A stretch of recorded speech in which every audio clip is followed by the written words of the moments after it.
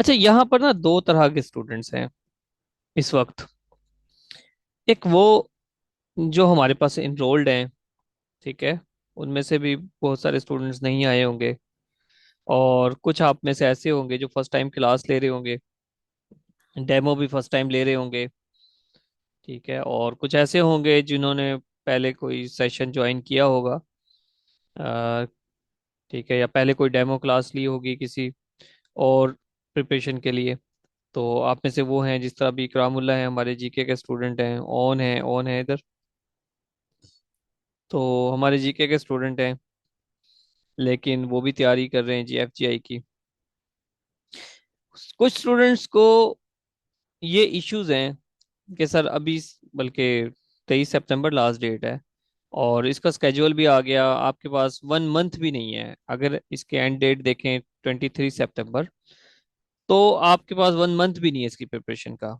तो याद रखें, प्रिपरेशन एक लॉन्ग टर्म प्रोसेस है। आप अच्छी तरह तैयारी करें, सब्जेक्ट वाइज तैयारी करें, एक एक सब्जेक्ट को इन डिटेल देखें। तो जिस तरह जैसे ही कोई पोस्टें आती हैं, आप उसके आप अपने नोट्स बनाते हो, पास्ट पेपर्स देखते हो, उनको कंपाइल करते हो, रिवाइज करते हो, कनेक्शंस बनाते हो, एटसेट्रा सब। और फिर जैसे ही कोई भी किसी किस्म की पोस्ट आ जाती है, आप अप्लाई करते हो, आप टेंशन फ्री होते हो, आपको जस्ट अपने नोट्स रिवाइज करने होते हैं। तो फिलहाल जो हमारी अभी ये डेमो क्लास है ईएसटी से रिलेटेड, तो हम इसमें क्या चीज़ें देखेंगे, पढ़ेंगे, आज आपको बताता हूँ क्या है जी आज की जो हमारी मीटिंग है। इसमें हम क्या क्या देखेंगे, सबसे पहले इंट्रोडक्शन ऑफ मेंटोर है जी। सबसे पहले मैं रागिब हुसैन, गवर्नमेंट सर्वेंट हैं जी, सुपरिटेंडेंट के तौर पे मैं काम कर रहा हूँ। एज एन असिस्टेंट रिक्रूट हुआ था पीपीएससी के थ्रू। ठीक है, और बस ये हम पढ़ा रहे हैं। तकरीबन हमारी एकेडमी में ये 6 सेशन है। ठीक है, डिफरेंट सेशंस चल रहे हैं, एसडीओ के, एईसी के। और अल्हम्दुलिल्लाह हमारे तमाम स्टूडेंट सेटिस्फाइड हैं। हमारा जो पिछले से पिछला बैच था, उसमें स्टूडेंट था असद। ठीक है, उसने सेकंड पोजीशन ली थी पीपीएससी में अल्हम्दुलिल्लाह। ठीक है, अभी वो लाहौर में एडमिनिस्ट्रेटर के तौर पे काम कर रहा है, हॉकी स्टेडियम में, लाहौर हॉकी स्टेडियम में। ये चीज़ स्टूडेंट की मेहनत पे भी डिपेंड करती है। हम मतलब being a teacher as a whole credit नहीं लेते। ठीक है, तो उसके बारे में मैं अक्सर बात करता हूँ, उसकी मेहनत के बारे में भी बताता हूँ, उसकी जर्नी के बारे में भी, किस तरह से वो हमारा सर खाता रहता था। और किस तरह जो मैंने देखा है उसको, उसके बाकायदा मैंने मेरे पास नोट्स लेकर आया था वो उठा के कि सर ये देखे मैं ऐसे कर रहा हूँ, ऐसे बना रहा हूँ। तो मैंने उसको डायरेक्शंस दी कि आप ऐसे करें। ठीक है, मेहनत उसी ने की। तो आप में से भी जो स्टूडेंट्स मेहनत करते हैं जी, कामयाब हो जाते हैं। अल्लाह उन्हीं की मदद करता है। बाकी मैडम आयशा हैं, ठीक है, एमफिल हिस्ट्री हैं, वो आपको पाकिस्तान स्टडी पढ़ाएंगी। उनका भी एक लॉन्ग जर्नी है, वो 2 साल से पढ़ा रही हैं पीपीएससी वालों को ही। आपको पता है फीमेल्स के कुछ इश्यूज होते हैं, जिस तरह अ, उनके घर वाले परमिशन नहीं देते जॉब के लिए, जिस तरह, लेकिन वो आपको पढ़ाएंगी। और गुलजमान है हमारा स्टूडेंट, जो अभी एलिमेंट्री स्कूल टीचर है, करंटली डिपार्टमेंट में है, सर्वेंट जॉब कर रहा है। उसका भी हम इंटरव्यू करेंगे अभी, और उससे पूछेंगे कि किस तरह से जर्नी रहा आपका। वो आपको गाइडलाइन देगा, आपके सर पर वही सवार होगा। ठीक है, मैंने उसको स्पेशली बुलाया है, गुलजमान को। तो आपको वो गाइड करेगा बिल्कुल कि भाई किस तरह से कितना सिलेबस करना चाहिए, कितनी डेप्थ से करना चाहिए, हर चीज़ वो गाइड करेगा। ठीक है, और ईएसटी क्या होता है ये गुलजबान आपको बताएगा, किस तरह की जॉब है, और आपके जो नेक्स्ट प्रोसेस क्या होगा, वो किस किस प्रोसेस से गुजरा है, इंटरव्यू कैसा होता है, पेपर कैसा होता है, कितना, ये सब आपको गुलजमान आप बताएंगे। ठीक है, इसके सिलेबस को अब हम डिस्कस करेंगे, और हम अपनी मेथोडोलॉजी देखेंगे कि हम किस तरह से पढ़ाते हैं। Plus eight the and Gulzaman से हम कुछ क्वेश्चंस करेंगे। सिलेबस देखें जी, इसका सिलेबस में नंबर 1 इंग्लिश है। ठीक है, 20% ईच, 5 सब्जेक्ट हैं।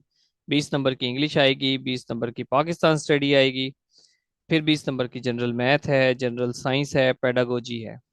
ठीक है, ये तमाम सब्जेक्ट हैं। पांच पांच सब्जेक्ट हैं पेडागोजी, के साथ पेडागोजी बहुत सारे स्टूडेंट्स के लिए न्यू होती है, जो जनरल प्रिपरेशन कर रहे होते हैं उनके लिए पेडागोजी के कुछ नहीं होता, लेकिन हम आपको अच्छे नोट्स प्रोवाइड करेंगे और टेस्ट होगा। बेसिकली ये टेस्टिंग सेशन है, ठीक है। बेसिकली ये टेस्टिंग सेशन है, और आप सबके पास ये आपको स्केड्यूल हमने दिया होगा। आज इसका पहला टेस्ट है, ठीक है। Ratio, percentage, series, different test हमने इसके बता दिए हैं। 4 टेस्ट मैथमेटिक्स के, इसी तरह 3 टेस्ट इंग्लिश के, पेडागोजी के 4 टेस्ट, फिर जनरल साइंस के, क्योंकि सिलेबस ज़्यादा है हमने इसमें फुल सिलेबस का भी टेस्ट डाला है, ठीक है। हमारी कोशिश यही होती है कि इस तरह से स्केड्यूल को डिज़ाइन करें कि स्टूडेंट्स के लिए ज़्यादा से ज़्यादा आउटपुट हो स्टूडेंट को, ठीक है। इस तरह मैथमेटिक्स के 3 पहले टॉपिक वाइज डिवाइड करके at the end full syllabus test, English का भी फुल टेस्ट हो जाएगा, पेडागोजी का भी फुल सिलेबस। उसके बाद पाकिस्तान स्टडी को डिवाइड करके फिर उसका एट द एंड वो भी फुल सिलेबस टेस्ट हो जाएगा 10 तारीख को। और फिर हम एक फुल मॉक भी ले लेंगे, ठीक है। इसी में से हम टाइम एडजस्ट करके, जैसे सुबह ले लेंगे पाकिस्तान स्टडी का, फिर एक कंप्लीट टेस्ट फुल मॉक भी ले लेंगे। ये हमारी जो है ना सीरीज इस तरह से चलेगी। देखें हम, क्योंकि टाइम है लिमिटेड, उसमें अब जिस तरह मैथमेटिक्स है इसकी कुछ लाइव क्लासेस होंगी, कुछ रिकॉर्डेड दे देंगे। इंग्लिश है, कुछ रिकॉर्डेड दे दूंगा, उसके बाद शाम को क्लास कर लेंगे। हाँ भाई, किसी को कोई बात समझ नहीं आई है, कोई इशू है तो आप पूछ सकते हैं। क्योंकि एज सच देखें, ये ग्रामर के 3 लेक्चर्स मैं 3 दिनों में इसको ग्रामर को कंप्लीट करवाता हूँ बेसिकली। आपको नोट्स भी दे देंगे, नोट से कोई बात समझ नहीं आती तो लेक्चर से देख लें, लेक्चर से बात समझ नहीं आती शाम को हम क्लास करेंगे, आधे घंटे की, पौने घंटे, 1 घंटे की क्लास करेंगे, आप उसमें से पूछ लेंगे कि सर कोई बात, ये हमें ये बात समझ नहीं आई, ये समझा दें, ग्रामर का वो पॉइंट समझा दें। फिर जब टेस्ट होगा तो एज सच आपकी कंप्लीट तैयारी हो जाएगी। किस तरह से पढ़ाते हैं जी हम, मिसाल के तौर पे अभी इंग्लिश, अगर इंग्लिश की बात करें, मैंने आपको बताया कि ग्रामर के हम 3 लेक्चर लेते हैं। सिनोनिम एंटोनिम्स के नोट्स दिए जाते हैं, कुछ तरीकाकार बता दिया जाता है कि कैसे कर लें, ठीक है। Word meanings, preposition, narration, change of voice and change of narration, ये भी इंपॉर्टेंट है। मिसाल के तौर पे ग्रामर की बात करें तो इस तरह, अब देखिए, what type of conjunction is used in the sentence. ये पेपर में क्वेश्चन आया हुआ है कि what type of conjunction is used in the sentence, she wanted to go swimming but it was raining. आप में से कौन बताएगा इसमें कंजंक्शन है कौन सी, इसमें कौन सी है जी कंजंक्शन?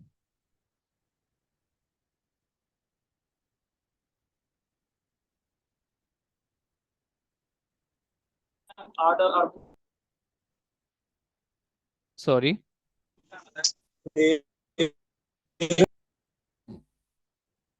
जी, जिस तरह इनकी वॉइस डिस्टॉर्ट हो रही है, मेरी वॉइस में भी इशू है? नो सर, आपकी आवाज क्लियर है। अच्छा चलें, ठीक है। बट एक कंजंक्शन है। कोऑर्डिनेटिंग कंजंक्शन कौन सी होती हैं, सबऑर्डिनेटिंग कौन सी होती हैं? कोऑर्डिनेटिंग कंजंक्शन की कितनी टाइप्स हैं, सबऑर्डिनेटिंग की कितनी टाइप्स हैं? अगर अब कोऑर्डिनेटिंग कंजंक्शन लग जाए दो सेंटेंसेस के दरमियान, सॉरी, दो क्लोजेस के दरमियान, तो उस सेंटेंस को हम क्या कहते हैं, कंपाउंड, सिंपल या कॉम्प्लेक्स? सबऑर्डिनेटिंग लगने पे क्या कहते हैं? ठीक है। इसी तरह कोमा किससे पहले आता है, कोऑर्डिनेटिंग कंजंक्शन से पहले आता है कि सबऑर्डिनेटिंग कंजंक्शन से पहले आता है? ये तमाम केसेस हम देखते हैं ताकि ग्रामर से रिलेटेड एटलीस्ट, क्योंकि देखिए ग्रामर हमारे हाथ में इन हैंड है।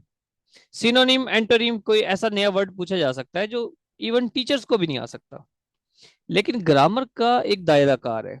अगर आप उसकी तमाम डायमेंशंस कवर कर दो तो 99% श्योर होते हो कि ग्रामर से रिलेटेड जो है वो क्वेश्चन आपको गलत नहीं होगा। इसको अच्छी तरह से करके जाए। मेरे स्टूडेंट्स का एमपीटी में भी, अगर एमपीटी का लेवल भी हो, सीएसएस के लिए जो एमपीटी लिया जाता है मेरे स्टूडेंट्स के को, उसमें भी कोई टेंशन नहीं होती ग्रामर से रिलेटेड।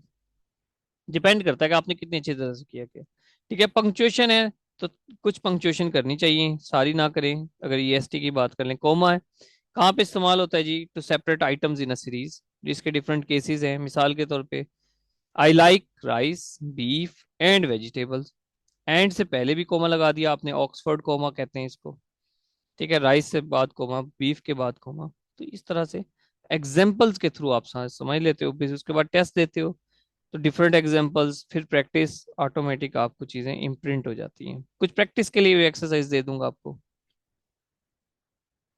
फिर अपोजिटिव फ्रेज, ये इन डेप्थ है। ठीक है, कोमे का रूल सबको पता होगा, लेकिन तमाम स्टूडेंट्स ऐसे नहीं होंगे जिनको अपोजिटिव्स का पता होगा, जिनको ये कंपाउंड सेंटेंस पीछे बात की है मैंने, कुछ फ्रेजेस नहीं कर लेनी चाहिए। मिसाल के तौर पे अगर अपोजिटिव फ्रेज को एडजस्ट करना हो, फ्रेज होती क्या है, ये भी एक बात है। क्लॉज क्या होती है, फ्रेज क्या होती है, इसमें डिफरेंस क्या है, इनकी टाइप्स क्या हैं। ठीक है, Pakistan, Pakistan is a hard country. लेकिन जब आपने इसको एक्सप्लेन करना है पॉजिटिव एक्सप्रेशन में, तो जो कुछ भी एक्सप्लेन करना है उसके आगे पीछे कोमा लगा दो, अपनी बात कर दो। ठीक है, Pakistan comma a hard country comma is difficult to govern. लेकिन यहां पर केस क्या है, यहां पर केस ये है, आपको कह दे a hard country comma Pakistan comma close is difficult to govern. Chat में लिख रहा हूं जी। ठीक है, मुझे बताना, a hard country comma Pakistan is difficult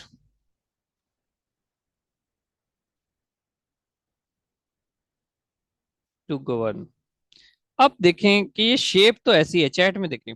अब ये देखें, ये शेप तो ऐसी है कि आपको पॉजिटिव लगे, लेकिन यहां पर एक मसला हो गया। आपने जिसको एक्सप्लेन करना था उसको आपने कोमे में डाल दिया, लेकिन जो एक्सप्लेनेशन है वो कोमे से बाहर है। तो ये अपोजिटिव की शक्ल तो लग रही है, लेकिन ये अपोजिटिव का गलत यूज है। बात समझ आइए कि ऊपर से गई? हाँ भाई, समझ आई ना? आप सबसे पहले तो ये पता होना चाहिए कि अपोजिटिव कहते किसको है।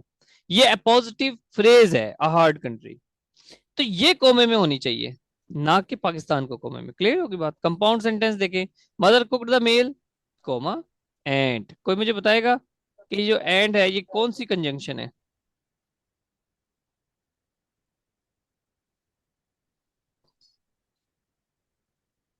कोई मुझे बताएगा कि एंड जो है, आप में से कोई ऐसा नहीं है जो अनम्यूट हो सकता हो? नवीद?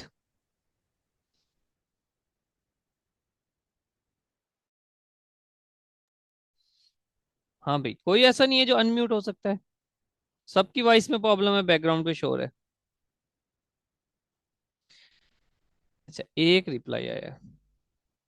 ये जो रिप्लाई करते हैं ना, यही कामयाब होते हैं, कोऑर्डिनेटिंग कंजंक्शन।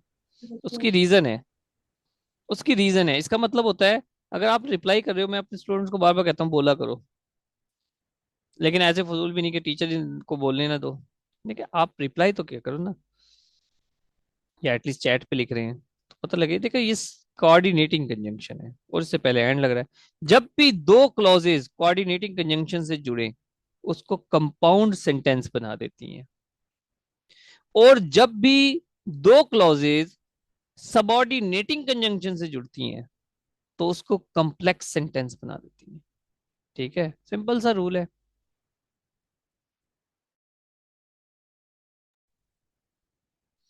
नेक्स्ट देखें, एक्टिवाइज पैसिवाइज। ये मैं आपको ना जस्ट डिटेल एक लेक्चर वो मैडम देंगी आपको। ठीक है, मैं जस्ट आपको बता रहा हूँ कि किस तरह से हम लेके चलते हैं चीजों को, इन बिल्कुल क्लियरली एक एक पॉइंट को।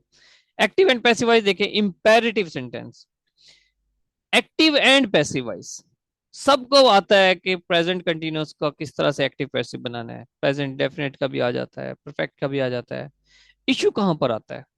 इश्यू आता है जब आप इस डीप लेवल पर जाते हो, इंपेरेटिव सेंटेंसेस के एक्टिव वाइज पैसिव वाइज, जो कि वर्ब की फर्स्ट फॉर्म से शुरू होते हैं, उसमें यू होता नहीं है, अंडरस्टूड होता है। मिसाल के तौर पे, जब आप कहते हो कंसल्ट द डॉक्टर, ठीक है, हमारा फार्मूला क्या है? वर्ब की फर्स्ट फॉर्म और ऑब्जेक्टिव जस्ट, इसकी कन्वर्जन है लेट लगा दो, ऑब्जेक्ट पहले ले आओ। ये हमेशा यही होता है पैसिव में, ऑब्जेक्ट पहले ले आते हैं, बी का इजाफा करते हैं, वर्ब की थर्ड फॉर्म आनी है, आंखें बंद करके ऑप्शन सबसे पहले ये तलाश करो।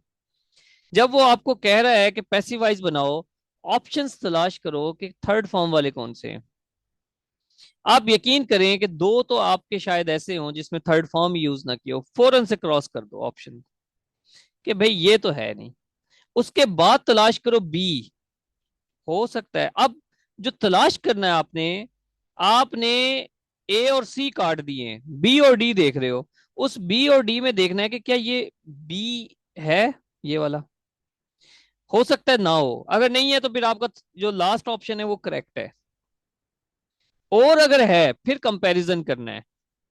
फिर कंपैरिजन लेट भूल जाते हो आप फॉर एग्जांपल। ठीक है, फिर आपने देखना है ऑब्जेक्ट और वर्ब की प्लेसेस कहाँ है, ऑब्जेक्ट पहले किस में आया हुआ है। इस तरह से चीजों को ब्रेक डाउन करके आप अपने ऑप्शंस तक, अपने करेक्ट ऑप्शन तक पहुंचते हो। ठीक है, जो आपकी प्रैक्टिस है वो आपको इस तक लेकर आती है इतने आसान तरीके से। आप कभी भी राइट ऑप्शन ढूंढो। आप ध्यान से मेरी बात समझना। आपने क्वेश्चन देख लिया, इंग्लिश इसकी बात करो, इंग्लिश इंग्लिश की बात करो।